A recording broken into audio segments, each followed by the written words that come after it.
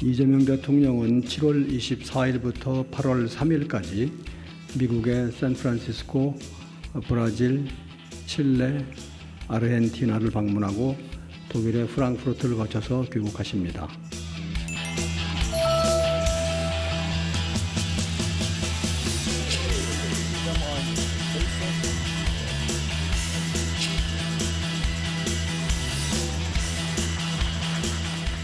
글로벌 AI 생태계에서 대체 불가한 우리나라의 위상을 부각하고 대한민국과 빅테크 기업 간 AI 협력 의지를 대회에 표명할 예정입니다.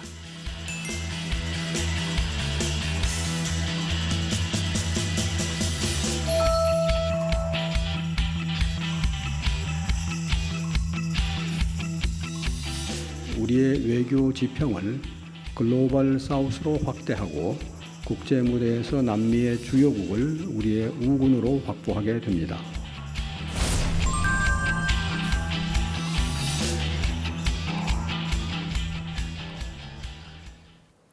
지금부터는 이재명 대통령의 행보부터 주요 정책에 대해서 자세하게 짚어보는 정주행 시작하겠습니다. 오성주 한국-브라질 소사이어티 경제위원장 그리고 문기혁 기자와 함께합니다. 두 분 어서 오세요. 안녕하세요. 안녕하십니까. 네, 반갑습니다. 이 대통령 나토와 몽골 순방을 마치고 귀국한 지 열흘 남짓 지났습니다. 또다시 장거리 순방에 나선 건데요. 지난달에는 G7도 있었죠. 일단 위원장님, 이번 중남미 순방 어떤 의미가 있을까요? 이번 순방은 7박 11일에 해당되는 만큼 방문 일정도 길고 방문 국가도 많아서 다양한 목적과 의미가 있다고 할 수 있습니다. 네. 그러나 이 모든 것이 다 이번 우리 정부의 핵심 외교 기조인 국익 중심의 실용 외교에 방점을 두고 있습니다. 지난 유럽과 나토 순방이 우리가 외교 방산 목적이었다고 하면 이번 남미 주요국 순방은 핵심 광물과 에너지 식량 공급망을 다변화하려는 경제 산업 안보 측면의 외교라고 할 수 있습니다. 네. 그리고 또 앞서 보도자료에서 나온 바와 같이 남미 주요국과 협력을 강화함으로써 우리의 외교 무대를 기존의 우리 외교는 주로 이제 4대 강대국 양자 외교 중심이었다면 네. 지금 미중 전략 경쟁으로 우리가 미국과 중국에게 선택을 강요받는 이런 상황에서 우리의 어떤 전략적 자율성을 높이는 글로벌 사우스와의 협력을 확대한다라는 의미도 갖고 있습니다. 그다음 또 주목할 만한 이벤트로서 남미를 방문하기 전에 이제 샌프란시스코를 들리는데 보통 우리 정상들이 이제 중남미가 멀다 보니까 이제 남미를 갈 때는 중간 기착지로서 중간 경유지로서 보통은 이제 특정 국가의 작은 나라에 가서 이제 정상회담하고 교민들을 이렇게 안내하고 격려해주고 이런 행사를 취하는데 네. 아주 특이하게 이제 샌프란시스코에서 AI 서밋을 주재합니다. 그래서 이거는 우리 정부가 지금 추구하고 있는 첨단 분야에서도 이 핵심 기조인 모두의 AI, 그다음에 여기서 대체 불가한 대한민국을 만들겠다 이런 것들을 강조하고 있는 것으로 보입니다. 그래서 이걸 종합해 보면 남미에서는 우리가 꼭 필요한 시장과 핵심 광물, 공급망 안보를 확보한다면 샌프란시스코에서는 미래 우리 시장인 AI 기술과 자본을 동시에 확보하겠다 이런 목적으로 해석할 수 있을 것 같습니다. 네, 문기혁 기자, 이번 네. 순방 오늘부터 7박 11일입니다. 그렇습니다. 7박 11일 참 이 숫자가 어마무시한데요. 네. 네, 미국과 남미 3개국을 돌죠. 전체 일정 좀 쭉 정리해 주시죠. 네, 일정 정리하면 미국 갔다가 남미 갔다가 유럽까지 들렀다 사실상 지구 한 바퀴를 도는 그런 일정입니다. 네. 우선 현지 시간으로 25일 미국 샌프란시스코 실리콘밸리를 찾아서 미국 빅테크 기업 수장들과 AI에 대해서 논의를 하고요. 이어서 브라질 국빈 방문과 칠레, 아르헨티나 공식 방문을 하면서 일정을 이어갈 예정입니다. 그리고 현지 시간으로 다음 달 2일이 될 예정인데요. 독일 프랑크푸르트의 경우에 동포들을 만난 뒤에 귀국할 예정입니다. 앞서 위원장님이 잠시 설명을 해주셨는데 독일 프랑크푸르트에 들르는 이유가 있습니다. 바로 급유를 위해서인데요. 기름을 네. 꽉 채워도 이 남미에서 우리나라까지 한 번에 갈 수가 없는 상황이어서 네. 중간 기착지에서 급유를 하고 보통 일정을 이어가는데 네네. 또 보통 급유를 하면서 바로 오는 경우도 있고 아니면은 말씀하신 것처럼 이제 동포간담회를 여는 경우도 있는데 네. 이재명 대통령 같은 경우에는 해외 순방객에 최대한 많은 동포들을 만나려고 노력을 하고 있잖아요. 네. 그런 만큼 이번 프랑크푸르트에서도 그냥 일정을 보내지 않고 동포간담회를 따로 마련을 했는데요. 네. 또 여기에 또 한 가지 더 이유가 이유가 있는 게 이재명 대통령이 평소에 이제 순방을 다니면서 이 강행군을 함께하는 동행 기자들에게 좀 미안한 마음을 여러 차례 표시를 했거든요. 근데 그랬었죠. 이제 급유를 하고 바로 국내로 복귀하려면은 비행기에서 꽤 오랜 시간 동안 대기를 해야 합니다. 비행기가 네. 사실 그렇게 넓은 자리가 아니거든요. 이게 뭐 영상에서 보신 분들도 있을 것 같은데 이코노미석 자리예요. 거기서 네. 수시간 동안 대기하다 보면 상당히 힘들어요, 실제로. 네. 근데 그런 부분들을 좀 배려한 일정이라고도 하는데 또 이번에 독일에서 특별히 추가 일정은 없는데 그게 이 독일 메르츠 총리가 오는 10월에 우리나라를 방한할 예정이거든요. 그리고 네. 지난 이제 그 유럽 순방 때도 G7 때도 메르츠 총리와 별도 양자 회담을 가진 만큼 뭐 별도 일정은 없고요. 교민들 만나서 돌아오는 일정으로 마무리될 예정입니다. 네. 먼저 첫 번째 방문지는 미국의 샌프란시스코입니다. 젠슨 황, 올트먼 같은 그 글로벌 AI 기업 수장들하고도 만나는데 이제 좀 이례적인 모임이기도 하고 그렇습니다. 이 사람들이 한꺼번에 모이는 것 자체가 쉬운 일만은 아니지 예. 않습니까? 그런데 그냥 만나는 게 아니라 AI 선언까지 한다고 하는데 그렇습니다. 어떤 내용들이 담길까요? 예, 뭐 쉬운 일 아니라고 표현을 해주셨는데 사실 유례가 없는 일이죠. 이렇게 어마어마한 미국의 빅테크 기업들이 우리나라 대통령과 미국의 실리콘밸리라는 이제 전 세계 이제 스타트업 또는 빅테크의 상징적인 곳에서 한 자리에서 만나는 것도 상당히 큰 의미가 있는데 여기에다 또 더해서 AI 선언, 샌프란시스코 AI 선언이라고 청와대가 명명을 했던데 이 또 내용을 발표할 예정입니다. 네, 준비를 사실- 많이 했던 것 같아요. 이 정도 할 거면은. 네, 그렇습니다. 사실 그 AI 선언 그리고 AI 서밋을 좀 요약해 보자면 지난달 29일이었죠. 우리나라 대한민국 대도약 메가 프로젝트 3대 메가 프로젝트의 사실 글로벌 확장판이라고 보시면 될 것 같습니다. 당시에 삼성전자라든지 SK 하이닉스라든지 SK 그룹이라든지 이런 우리 국내 유수의 기업들이 대규모 투자를 발표를 했는데 이번에는 이제 이게 단순히 국내 기업의 투자뿐만 아니고 미국의 이런 빅테크 기업들의 이 대규모 투자로 이어질 가능성이 크거든요. 네. 그런 만큼 상당히 주목할 만한 자리이고 실제로 이 대통령이 이 자리에서 이제 AI 생태계에서 대체 불가한 대한민국, 이재명 대통령, 이재명 정부 2년차 슬로건인데 AI 생태계에서의 대체 불가한 대한민국을 선언할 예정입니다. 사실 5명이 모이면 5명의 의사를 다 물어야 되고 10명이 모이면 10명의 의사를 다 물어서 나오는 게 바로 이런 선언문 혹은 공동선언 이런 거지 않습니까? 그래서 상당한 조율 작업이 필요할 텐데 이번에 샌프란시스코에서 AI 서밋을 개최하고 선언문까지 마련한다. 어떤 의미가 있을까요? 예, 그 기자분께서 지금 잘 설명을 해주셨는데 우리가 지금 우리 청와대가 밝힌 3대 메가 프로젝트를 보면 이제 이른바 K 반도체, AI 데이터 센터, 그다음에 피지컬 AI 이걸 중심으로 우리가 이제 성장의 축으로 만들어서 지금 나가고 있다고 하는데. 이 부분에서는 우리가 글로벌 경쟁력이 있는 거는 맞지만 이것만으로는 우리가 이 AI 분야에서 우리가 선도국이라든지 중심부에 있다고 할 수가 없습니다. 그래서 우리가 이번 계기로 우리 앞서 말씀드린 게 국내 성장 기반을 만든 거라고 하면 2단계로서 이제 해외를 통해서 우리가 지금 가운데 있지 못하는 AI 모델이라든지 클라우드 플랫폼, GPU 같은 생태계가 여전히 미국이 주도하고 있기 때문에 이와 함께 우리가 협력함으로써 우리가 이 중심부로 들어가겠다라는 일종의 어떤 선언으로 볼 수 있습니다. 네. 그리고 또 동시에 우리를 미국 기업 그 CEO, 그 쟁쟁한 그 글로벌 빅테크 CEO들을 만나면서 우리를 그 협력 파트너로 만들어달라. 어떤 그런 선택해달라는 협력 제안이 있을 수 있습니다. 그래서 이거는 일종의 전 세계를 향해서 AI 분야에서도 한국이 선도국가로 가겠다는 뭐 글로벌 선전포고이자 어떤 이재명 대통령 워낙 실용주의 걸 중시하시는 분이니까 네. 어떤 사업 제안서라고 보시면 좋을 것 같습니다. 네. 알겠습니다. 이제 AI는 미래 산업의 승패를 결정지을 핵심 요소가 됐죠. 지난달 열린 메가 프로젝트 국민보고회에서 이재명 대통령 AI 강국으로 도약하기 위한 여러 가지 속도전을 강조했는데요. 영상 확인하고 오겠습니다. 지금은 전 세계의 경제 지형의 판이 흔들리는 그야말로 승부의 시간입니다. 눈 깜짝할 사이에 페이지가 넘어가는 시대가 열리고 있습니다. 오직 속도전만이 살 길입니다. 어떤 나라보다 빠른 속도로 인공지능의 핵심 요소를 확보해야 합니다. 반도체, 피지컬 AI, 인공지능 데이터 센터가 대도약을 위한 삼각축입니다. 국내외 순방을 떠날 때 대부분 해당 국가의 첫 방문지는 수도일 때가 많죠. 그런데 이번 이 대통령 미국의 수도 워싱턴 DC가 아니라 샌프란시스코를 향했습니다. 어쨌든 그 조금 전 영상 우리 확인한 것처럼 속도전을 강조했고 그렇습니다. 그러기 위해서는 우리만 잘하는 게 아니라 또 주변 많은 기업들과도 협력이 이루어져야 될 텐데 이번 그 샌프란시스코 방문 그 연장선을 볼 수 있겠네요. 네, 그렇습니다. 그 위성락 국가안보실장이 순방 브리핑에서 이렇게 이야기를 했는데요. 네. 이 3대 메가 프로젝트를 발표한 데 이어 대한민국 대도약을 위한 성장 전략을 더욱 가속하기 위해 AI와 반도체 산업의 중심인 샌프란시스코, 실리콘밸리 빅테크 기업들을 상대로 글로벌 협력을 구체화하는 의미가 있다. 좀 긴데 이렇게 상당히 의미를 부여를 했습니다. 네. 실제로 이 이야기대로 이 대한민국 대도약 3대 메가 프로젝트의 제가 뭐 글로벌 확장판이라고 좀 정리를 했는데 네. 실제로 글로벌 확장판이라고 보시면 되는데 3대 메가 프로젝트가 지난달 29일에 개최가 됐습니다. 그 이후에 후속 그 국민 보고회도 열렸었는데 이번 이제 그 수장들을 만나는 게 현지 네. 시간으로 25일이니까 네. 채 한 달도 안 돼서 해외 확장판까지 어떻게 보면은 좀 시즌 2를 만든 셈인데 네. 예, 이렇게 시즌제로 사실 뭐 국내판, 해외 확장판 이렇게 만들어서 실제로 말씀하신 것처럼 이 속도전을 실제로 해외 확장까지 이어가고 있는 모양새입니다. 네.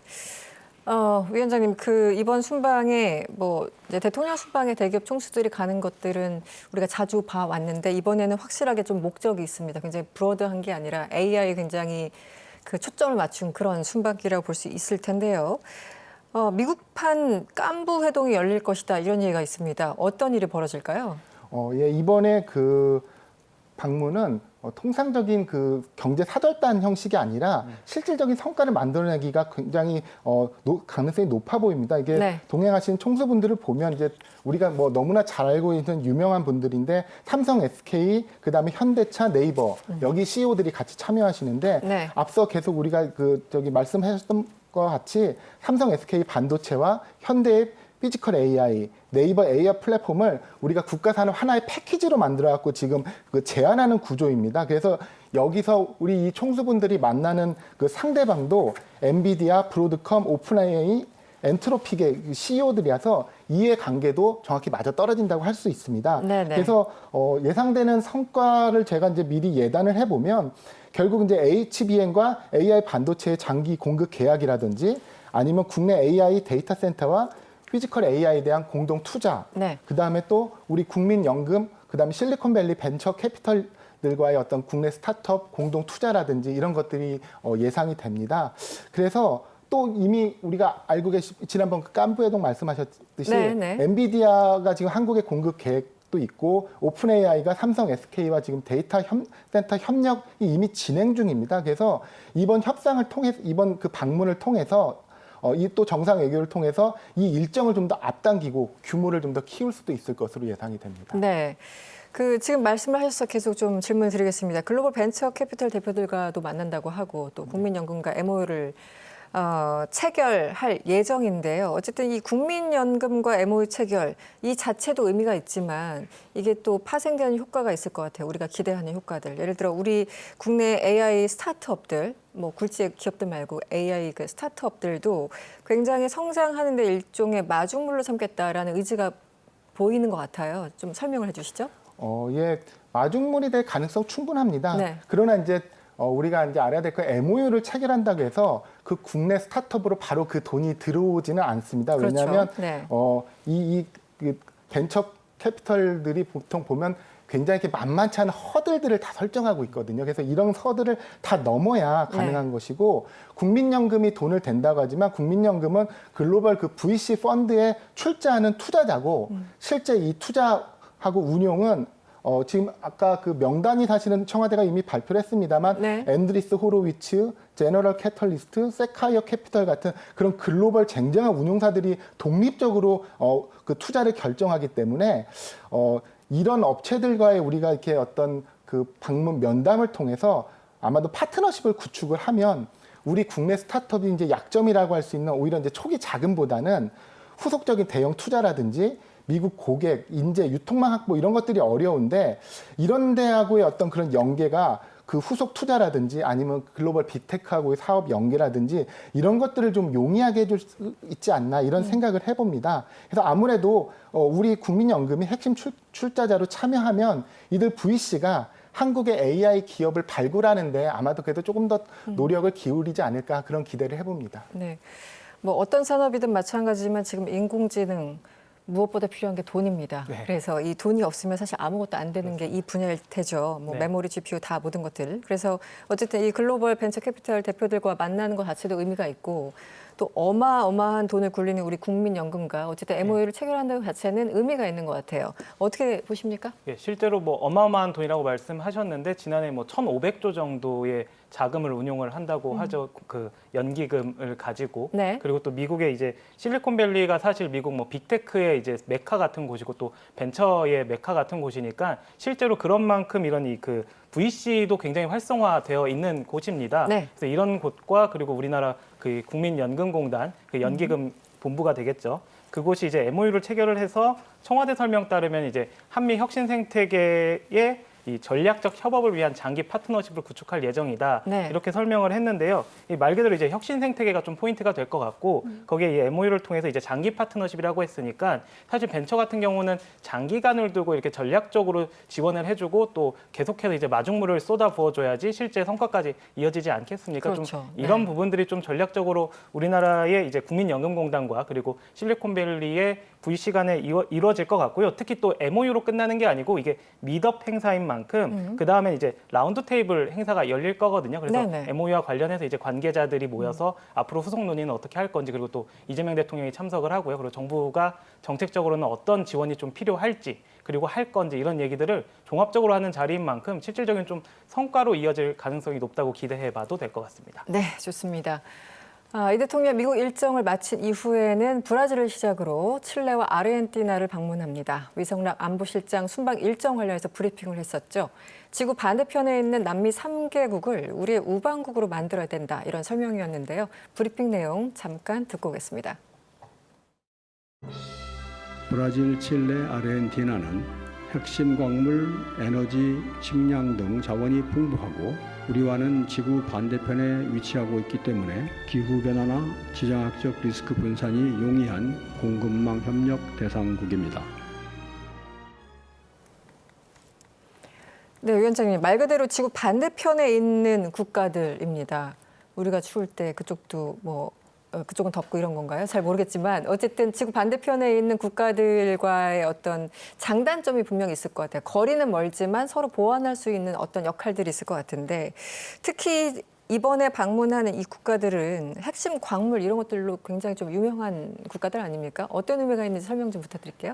예. 아까 먼저 말씀하신 그 기후 날씨부터 말씀드리면 이제 네. 지구 반대편에 있어서 한국과 중남미는 이제 시간차가 정반대입니다. 그리고 또 이제 지금 방문하는 남미 3개 국가는 남반구에 있기 때문에 우리랑 계절이 반대입니다. 그래서 계절이나 시간대 면에서도 상호 보완적인 관계가 되고요. 그리고 이제 이 국가들은 우리가 그렇게 말씀하신 대로 멀다 보니까 기업들이나 국가 차원에서도 빈번한 교류나 이런 협력들이 별로 없었습니다. 그래서 중남미를 연구하는 이런 지역 연구자에게는 참 이제 반가운 소식들인데요. 네. 브라질을 먼저 살펴보면 브라질은 이제 세계 10위 안에 드는 이제 경제 대국이고요. 그렇죠. 이 국가는 우리가 보통 이제 농축산물이라든지 이런 식품 가공 이런 것들을 주로 알고 있지만 제조업도 강하고 그다음에 자원 말씀하신 그런 핵심 강물 뭐 철강석도 있지만 그 리오뷴, 흑연, 천연, 원유 이런 것들이 다 보고들입니다. 네. 그다음에 또 한국인 이제 칠레를 보면 칠레는 이제 우리랑 FTA 최초의 체결국이기도 하고 네. 요즘 중요한 니켈, 그러니까 리튬의 그 어떤 자원의 보고이기도 하고 전통적으로도 구리 생산량이 세계 1위인 국가입니다. 그래서 우리에게는 매우 중요한 공급망 안보에 매우 중요한 국가이고요. 또 마지막으로 있는 아르헨티나 같은 경우는 아르헨티나는 계속 이제 지금은 이제 경제 위기를 이제 오랫동안 겪어서 그걸 극복하는 단계입니다만 이 나라가 갖고 있는 경제 잠재력이 풍부합니다. 제조업도 발달해 있고요. 그다음에 원유나 셰일가스, 그다음에 여기도 이제 리튬을 지금 빠르게 개발하고 있어서 우리랑 미래의 어떤 공급망 안보에 매우 중요한 그런 국가라고 할 수 있겠습니다. 지금 위원장님은 한국 브라질 소사이어티 경제위원장을 맡고 계시더라고요. 네. 그렇다면 누구보다 이 브라질에 대해서 많이 아실 것 같은데 조금 전에 말씀 주셨어요. 세계 경제 10위권 안에 드는 국가가 바로 브라질이고 우리는 일반적으로 뭐 광물, 자원만 생각하지만 제조업도 만만치 않다. 브라질은 어떤 경제 구조입니까? 쉽게 말하면 브라질 이제 대국이죠. 그렇죠. 그 국가 규모로도. 그래서 우리가 보통 이제 멕시코하고 많이 비교하는데 멕시코는 미국이라는 시장을 놓고 어떻게 보면 우리랑 제조업 경쟁을 해서 시장에 진출하는 그런 국가라면 브라질은 그냥 미국 같은 국가입니다. 에너지와 자원, 그러니까 곡물, 식량 자원을 자급할 수 있고요. 네네. 자국의 내수 시장이 매우 큽니다. 그래서 우리에게는 이게 이제 시장의 역할로도 큰데 그동안은 보면 이제 우리 정부가 지금 추진하려고 하고 있는 그 한 메르코스루 그 무역 협정을 네. 현지 제조업과 우리의 농업 뭐 축산업계의 어떤 그런 서로에 대한 이해관계가 이게 반대로 맞물리면서 계속 교착 상태에 있었습니다. 그래서 우리 대통령이 이번 방문 기회에 네. 그 한 메르코스루 협상을 다시 재개를 시작하면서 이 부분에 대한 물꼬를 틀려고 하지 않으실까 그렇게 또 생각이 되고요. 또 다른 한편으로는 이제 그 2월에 이제 룰라 대통령이 한국을 국빈 방문하면서 네. 우리에게 이제 그 답방을 요청해 이제 응하는 국빈 방문 형식이라서 이런 산업뿐만 아니라 아까 말씀하신 그런 글로벌 사우스의 확장에 있어서 보면 그 브라질 굉장히 독특한 위치를 갖고 있거든요. 미국하고도 이제 통상 갈등으로 압박을 받으면서도 미국과 협력을 지속해 나가고 있고 중국과 그 브라질의 농산물이 중국에 수출되면서 중국과 밀착되어 있는 것 같지만 브릭스나 글로벌 사우스에서는 또 중국이 주도하는 방식으로 그냥 끌려가지 않거든요. 그래서 네네. 그 안에서 전략적 자율성을 이렇게 확보하고 있는데 우리 대통령도 그런 차원에서 그 브라질과 지금 협력을 강화하려는 것으로 보입니다. 브라질은 제조업이 어떤 게 강한가요? 일단은 거기가 이제 철강석 산지다 보니까 네. 철강 회사도 이제 물론 이제 업스트림 중심이기만 합니다. 강하고 가장 강한 거는 그 항공 우주 산업입니다. 그래서 항공우주요? 예, 그 브라질의 그 소형 비행기 이런 거는 엠브라에르라고 하는 기업이 있는데 뭐 세계적인 기업입니다. 그래서 우리도 지난 그 방문 때 그 수송기 C390을 지금 들여오기로 해서 그 초도 비행을 이미 하고 있습니다. 그래서 네네. 이 분야에서도 우리가 아마도 지금은 이제 우리도 제조 완제품을 수출하고 농산품을 수입하고 이런 단순 교역이었다면 네. 이번 그 방문을 계기로 현지에서 같이 이제 사업 뭐 공동 예를 들어 부품 조달해서 생산을 같이 한다거나 아니면 아까 말씀드린 그런 수송기를 국내에 들어왔을 때 이거에 대한 MRO를 우리가 같이 한다거나 하는 이런 식의 보다 이렇게 한 단계 더 나아간 부가가치를 높이는 그런 협력을 그런 협력을 논의할 수 있을 것으로 기대하고 있습니다. 네, 지금 위원장님이 룰라 대통령 2월 방문 얘기를 해주셨는데요. 저희 영상 마침 준비했습니다. 당시에 양국 경제 협력에 관한 논의가 상당했었죠. 영상 확인하고 돌아오겠습니다. 한국과 브라질은 지구 반대편에 있다는 지리적 한계를 뛰어넘어 상호 보완적인 경제 구조를 바탕으로 긴밀하게 협력해 왔습니다. 저와 룰라 대통령님은 양국 간 호혜적 경제 협력을 보다 확대해야 한다라는 점에 공감하였습니다. 브라질은 남미 공동시장의 중요한 일원입니다. 저는 한국과 남미 공동시장 간 무역협정 체결을 위한 협상을 조속히 재개할 필요가 있다는 점을 설명드렸고 룰라 대통령께서도 무역협정 체결이 기요한 과제라는 점에 깊이 공감하셨습니다.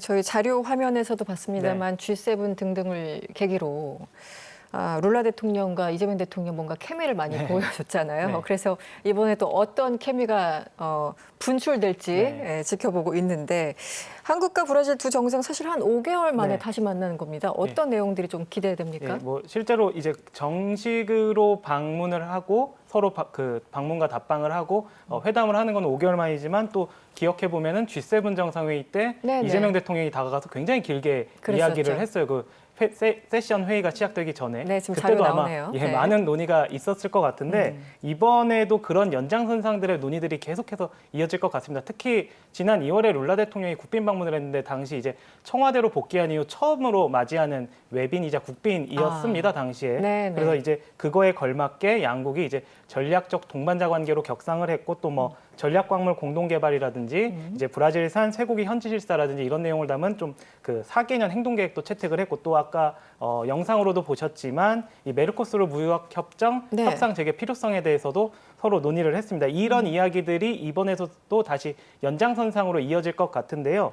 특히 메르코스르 무역협정 같은 경우에는 우리가 이제 남미 시장으로 네. 이제 진출할 수 있는 상당히 그런 교두보가 될 것으로 기대가 되는데 이번에 이제 브라질 같은 경우에는 또 상당히 그 메르코스르에서 주도적인 역할을 하고 있는 국가이거든요. 네. 그래서 이제 룰라 대통령과 이재명 대통령 물론 뭐 유대 관계만으로 일이 풀리진 않겠지만 그렇죠. 유대 관계를 바탕으로 좀 이번 협상 재개에 대한 좀 어느 정도 진전된 논의가 있을 것으로 좀 기대가 되고 있고요. 그리고 또 뭐 그거 말고도 이제 한국과 브라질 간의 이제 여러 가지 이제 관계들 아까 말씀도 하셨지만 뭐 방산이라든지 항공 우주라든지 이런 부분에 대해서도 이제 양국 간에 협의할 만한 사안들이 많거든요. 이제 그런 부분들에 대해서도 좀 구체적인 논의가 있을 걸로 기대가 됩니다. 네, 지금 문 기자가 메르코스르 여기에 대해서 얘기를 해주셨는데 위원장님 최근에 눈에 띄는 게 이 메르코스르가 일본과 경제 동반자 협정을 시작했다고 합니다. 이게 어떤 의미고 뭔가 이렇게 일본이 있으면 항상 우리가 경쟁 관계인 건가 좋은 거야 나쁜 거야 이렇게 계산하게 되잖아요. 어떤 의미인지 좀 설명 좀 부탁드리겠습니다.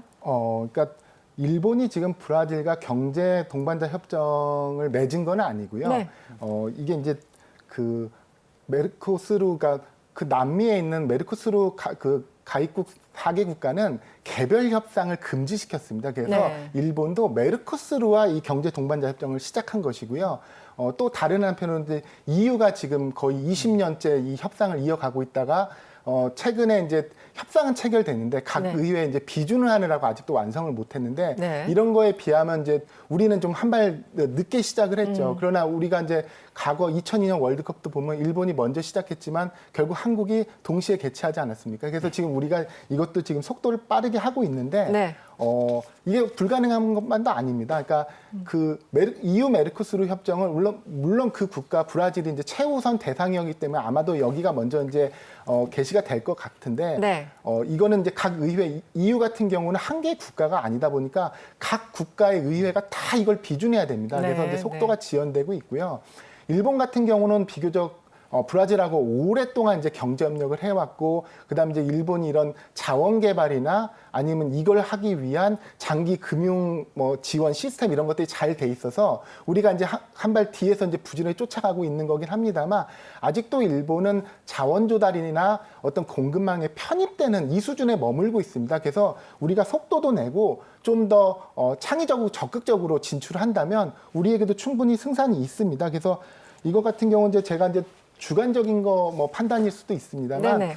브라질 같은 경우는 우리가 기존의 기업들이 브라질에서 사업을 하거나 수출을 할 때는 현지에 투자를 가급적 안 하면서 완제품을 수출해서 부가가치를 모두 국내에서 누리려는 이런 것들이 있어서 네. 현지 정부나 기업 입장에서 이런 것들에 대한 좀 미흡한 부분에 대한 일종의 불만이라든가 이런 것들이 있었어요. 근데 이번 룰라 정부 같은 경우는 자국이 이제 우리나라가 강한 그런 제조업들을 현지에서 그 사업을 시작해서 하다못해 이제 원자재라도 단순히 원자재로 원강으로 수출하는 게 아니라 현지에서 정연하고 가공하고 부가가치를 좀 높이는 그런 것들을 원하고 있거든요. 근데 이게 과거에는 우리 기업들이 쉽게 이거에 그냥 순응해서 가기는 어려웠어요. 네. 네, 그러다 보니까 이런 것들이 진척이 안 됐는데 지금 이제 공급망 어떤 그런 안보라든지 이런 걸로 인해서 이런 것들을 할 유인이 더 많아졌기 때문에 우리가 좀 더 적극적으로 창의적으로 진출하면 뭔가의 물꼬를 네. 만들기엔 충분한 시간이 될 것 같습니다.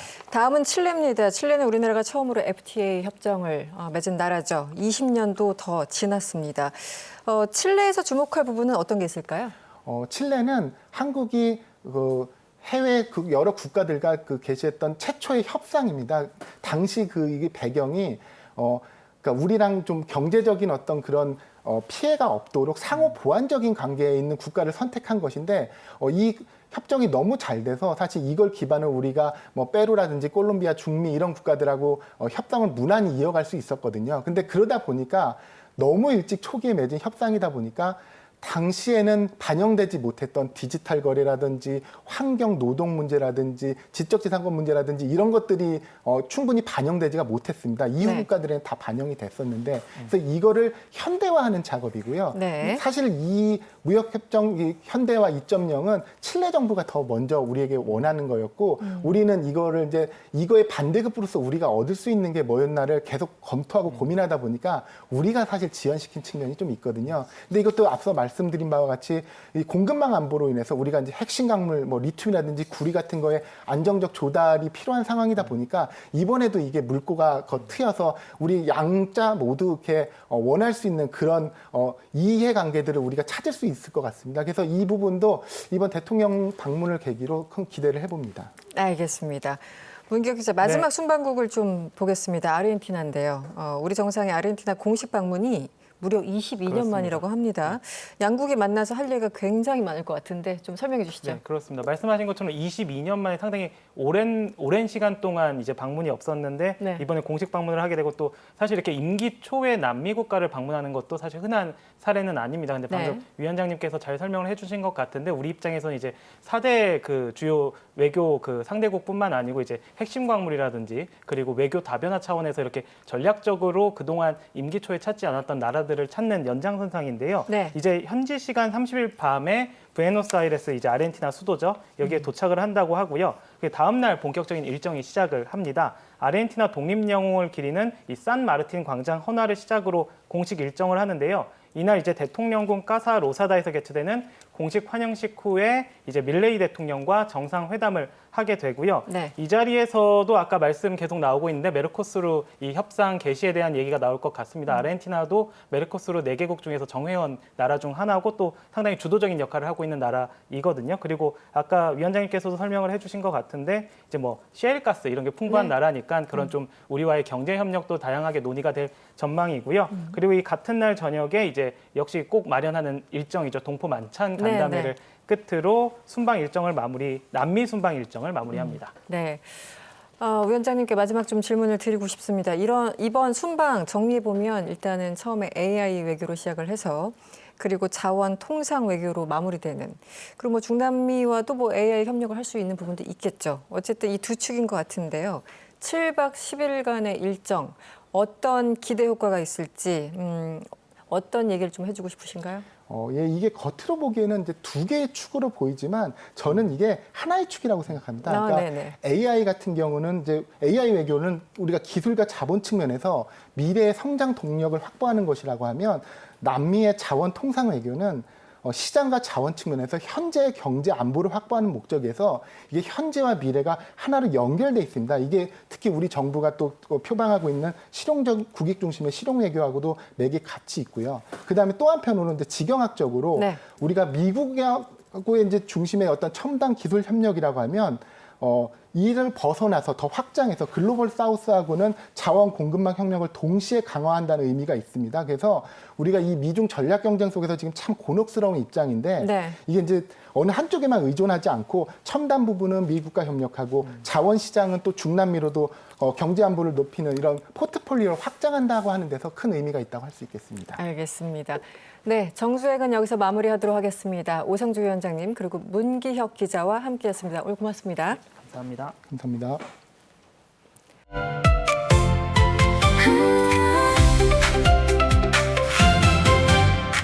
KTV